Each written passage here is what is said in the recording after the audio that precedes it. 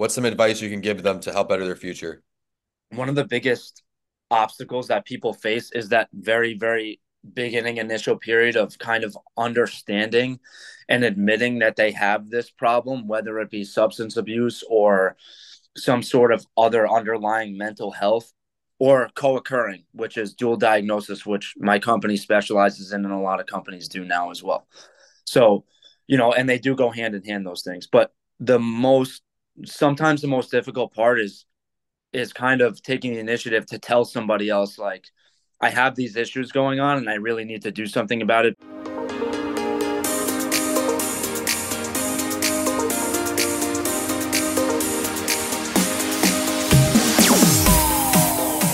Happy Sunday, mental health champions. I'm excited to bring on one of my longtime friends from before high school onto the show.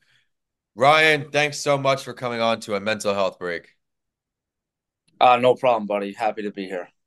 I'm excited to put out a weekend episode for everyone today. We were trying to nail down a time, and I'm real excited for Ryan to share his story. He's got a mental health journey to share, and now professionally, he's making a lot of great noise up there in Massachusetts. If it's your first time tuning in, this is the podcast that normalizes the conversation on mental health.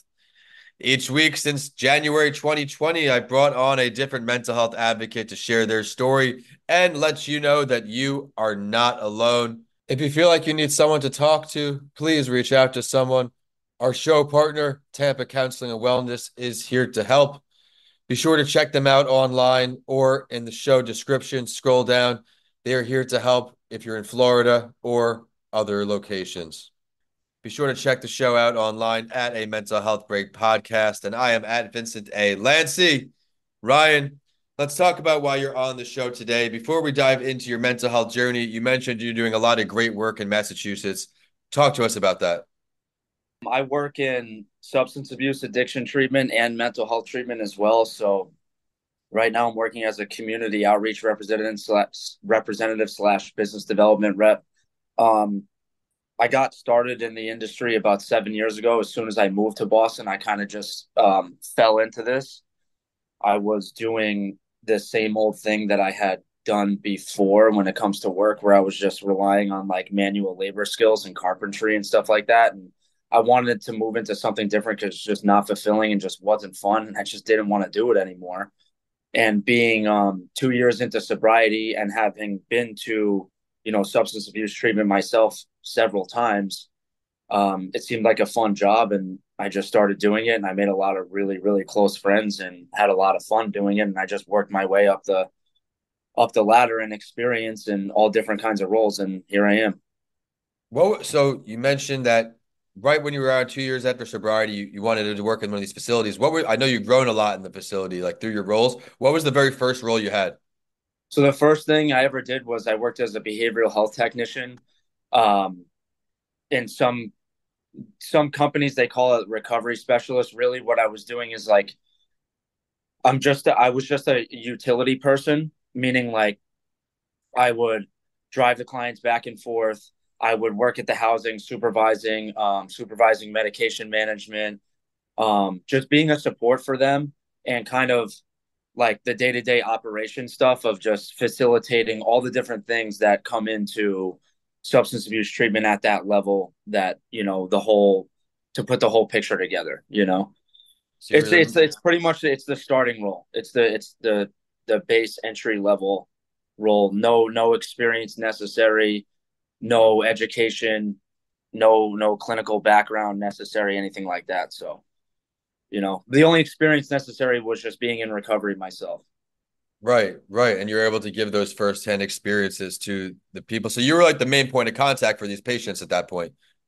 Yeah, yeah, we did a lot of just really just being another person in recovery for them, and kind of showing them what it's like to be a real person, and all the things that go into it, like making sure they're getting to group, helping, escort them to their clinician, kind of like keeping up with their their curriculum schedule for while they're at treatment.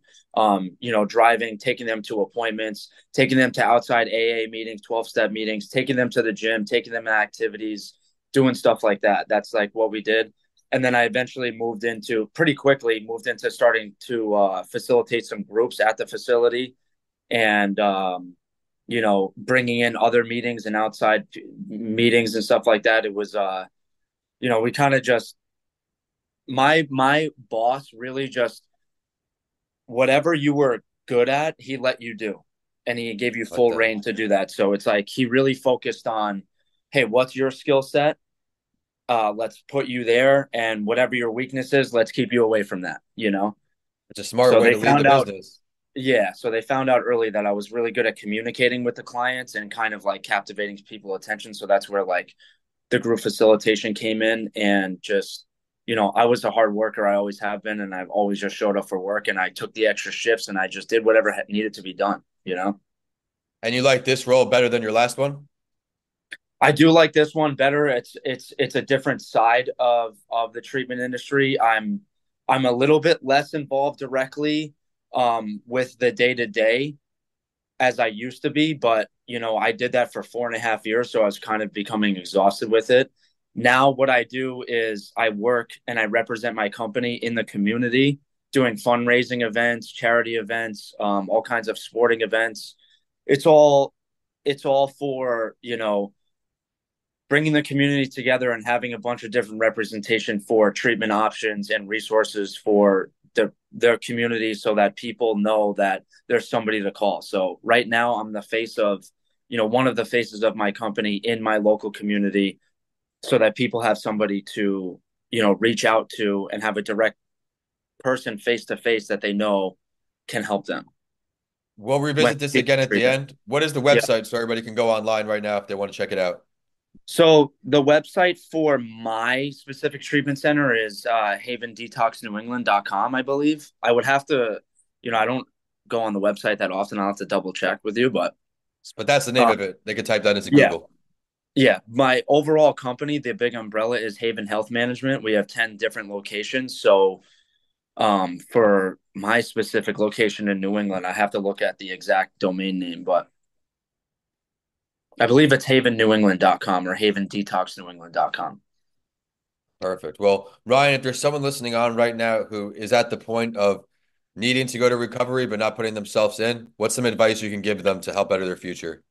One of the biggest obstacles that people face is that very, very beginning initial period of kind of understanding and admitting that they have this problem, whether it be substance abuse or some sort of other underlying mental health, or co-occurring, which is dual diagnosis, which my company specializes in and a lot of companies do now as well. So, and they do go hand in hand, those things. But sometimes the most difficult part is kind of taking the initiative to tell somebody else, like, I have these issues going on and I really need to do something about it, because I'm on the brink of like losing all these things in my life, losing my sanity, I'm not able to function nearly as much as I was before, or I'm losing all functionability altogether. Making that and just saying, hey, I need help, that starts a chain reaction of, even if that one person that you don't, that they might not be able to help you directly, they might know somebody that does, and maybe somebody that they know knows somebody like me that can get them into treatment like almost immediately if needed, right? So asking for help is the hardest part. Asking for help is definitely the hardest part at the beginning, and a lot of times it comes down to other people around them, like an intervention. We see the TV shows intervention and all that stuff, whether it be mental health or substance abuse. Usually substance abuse is less like admitted by the person themselves. Usually like the exclusive mental health crisis, that specific person who's suffering from it will have an easier time saying, hey, I'm having these issues. um the drug user or alcohol abuser is usually the more hesitant one, is because they're holding on to that comfort of that drug use, and what it Right. brings them. And they usually have to have somebody else come in and say, hey, listen, we see this as a major problem, you need to do something about it because you can't see it yourself. That's great advice. Thank you for sharing. But Ryan, before we let you go, I want to talk about you a little more. What are some things you like to do for your mental health? I know you're also very into exercise. Yeah, so I do a lot of things. I mean, anybody who knows me knows I'm a gym rat. I'm super into working out. I'm very into health and fitness. I'm really into, the biochemical aspect of like all different kinds of food and supplements and what they can do. And, like I guess some people call it biohacking. I just look at it as like, what's the best possible option for something when it comes to being a supplement, a food, an exercise protocol? What's the best thing for me to put in my body or do with my body for me to have the highest quality of life? Right. And so I do things like, I fast a lot. I do a lot of intermittent fasting or even prolonged fasting, 24-hour fast, 48-hour fast. During the summer Nice. hours and spring, I like to get out in the sun and get as much vitamin D as possible. It's very Yep. healing for the body. I'm very disciplined with the way that I eat, the timing that I eat, the quality of the food that I eat. I go out of my way to prepare most of all my meals myself. I'm very, very, very conscious about what I'm doing with that when it comes to nutrition. Going on walks, sprinting, running, obviously lifting weights all the time. I've actually lessened my frequency in the gym to about 4 days a week. I used to do six, but now, I like to add in a little more rest. I feel like it's more beneficial. Getting outside, being interactive. I feel like a lot of people especially in the United States, being so high stress and such high urgency to be productive and go, go, go, go, go that people are, over consuming caffeine. They're over consuming, quick, easy, convenient foods that are like really just unhealthy, not getting outside, sitting in the cubicle all day, not being active. And it's like, we wonder why we're depressed. We wonder why we're so separated and disconnected from our true nature and, our fellow people. And I think connection with other people, which is something that I'm also big on. And I have a fellowship of people in recovery, you know, um, and like 12 step meetings and all this stuff. And it's like I have a connection and a network of people that I'm always interacting with on a daily basis. I think that's huge, huge and Yeah. important. I think we're social beings and we need connection and we need to not be isolated, but we also need a balance of our own, like alone time to recharge. And obviously, the one of the biggest things is getting good sleep and prioritizing sleep. Me and you were just talking about it right before. I used to drink 3 cups of coffee a day, sometimes three plus pre-workout before the gym in the afternoon, and then I wasn't sleeping, and I wondered why. Now I Yeah. drink 1 cup of coffee a day in the morning, and that's it. And I prioritize my sleep. Absolutely. For me, after the gym, I take breaks. That's something I've learned to do is just take breaks when I need them and not just try to push straight through the whole entire working shift. Take my eyes off the screen. That's something that's extended me. My coffee days really ended after I stopped the corporate world. I just was consuming it like water. It was no good for me. Yeah, Ryan, I've got a bunch of great show notes for today when this goes out. Really encouraging everybody to have that quality of life, find that quality of life. And you certainly inspired me here. One more time, where can we find more about where you work online? And then where can people say hello to you? so the easiest way, I mean, I do a lot of communication just through my phone. Like my phone number is always available for people. You could contact me directly through my phone, my Instagram, Facebook, anything like that. That's the easiest way. And seeking treatment and having a resource is 2 seconds away if you need it to be. And where's the best place to reach you? Like, what's the handle? You can just use my Facebook, Ryan Smithbratton, my full name. All right, You everyone, can even go. you could even throw my phone number or email out there if you want. It doesn't matter to me. Yeah, so my email is rbratton@havendetoxne.com. And my phone number is 631-487-1451.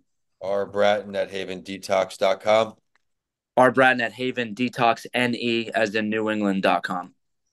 Great. I got that typed up, ready to go live with the notes. Be sure to check what they do out online and say hello to Ryan if you need help. He's here for you. And the show is at a Mental Health Break podcast on Instagram, a Mental Health Break everywhere else. And I am at Vincent A. Lancy. Be sure to head to YouTube for some video clips of Ryan on today's show in the coming week. And with that, we are signing off from Florida to Massachusetts. Ryan, thanks for coming on. No problem. Thanks, Vin. Thanks for having me, bud.